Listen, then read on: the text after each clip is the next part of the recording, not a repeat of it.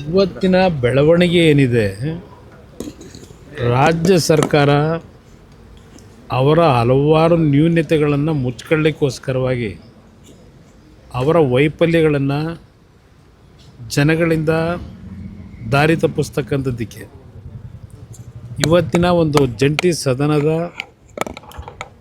ಅಧಿವೇಶನ ಏನಾಗಬೇಕಾಗಿತ್ತು, ಈ ಸರ್ಕಾರದ ಸಣ್ಣತನದ ನಡವಳಿಕೆಗಳಿಂದ ಇವತ್ತು ಇಂಥ ಒಂದು ಪ್ರಕರಣ ಕರ್ನಾಟಕದಲ್ಲಿ ಮೊದಲನೇ ಬಾರಿಗೆ ಆಗಿದೆ. ಪದೇ ಪದೇ ಬೀದಿನಲ್ಲಿ ಚರ್ಚೆ ಮಾಡ್ತಂಥ ವಿಷಯಗಳನ್ನು ಈ ಸರ್ಕಾರದ ಮಂತ್ರಿಗಳು, ಮುಖ್ಯಮಂತ್ರಿಯಿಂದ ಸಮೇತ ಇವತ್ತು ಅದನ್ನು ರಾಜ್ಯಪಾಲರ ಮುಖಾಂತರ ವಿಧಾನಸಭೆಯಲ್ಲಿ ಇಳಿಸಬೇಕು ಜಂಟಿ ಅಧಿವೇಶನದಲ್ಲಿ ಅಂತೇನು ಹೊರಟರು. ಅದರ ಹಿನ್ನೆಲೆಯಲ್ಲಿ ಈ ಒಂದು ಪ್ರಕರಣ ಇವತ್ತು ರಾಜ್ಯದಲ್ಲಿ ಪ್ರಥಮ ಬಾರಿಗೆ ನಮ್ಮ ಸಂವಿಧಾನದ ಚೌಕಟ್ಟಿನ ವಿಧಾನಸಭೆಯಲ್ಲಿ ನಡೆದಿದೆ.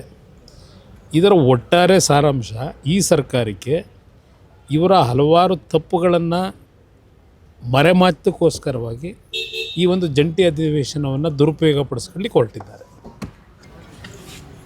ಇವತ್ತಿನ ಬೆಳವಣಿಗೆ ಏನಿದೆ, ರಾಜ್ಯ ಸರ್ಕಾರ ಅವರ ಹಲವಾರು ನ್ಯೂನತೆಗಳನ್ನು ಮುಚ್ಕೊಳ್ಳಿಕ್ಕೋಸ್ಕರವಾಗಿ ಅವರ ವೈಫಲ್ಯಗಳನ್ನು ಜನಗಳಿಂದ ದಾರಿ ತಪ್ಪಿಸ್ತಕ್ಕಂಥದ್ದಕ್ಕೆ ಇವತ್ತಿನ ಒಂದು ಜಂಟಿ ಸದನದ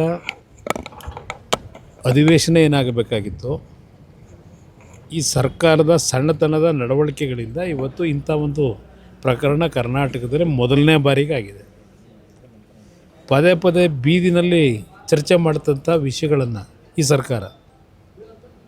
ಈ ಸರ್ಕಾರದ ಮಂತ್ರಿಗಳು, ಮುಖ್ಯಮಂತ್ರಿಯಿಂದ ಸಮೇತ ಇವತ್ತು ಅದನ್ನು ರಾಜ್ಯಪಾಲರ ಮುಖಾಂತರ ವಿಧಾನಸಭೆಯಲ್ಲಿ ಇಳಿಸಬೇಕು ಜಂಟಿ ಅಧಿವೇಶನದಲ್ಲಿ ಅಂತೇನು ಹೊರಟರು.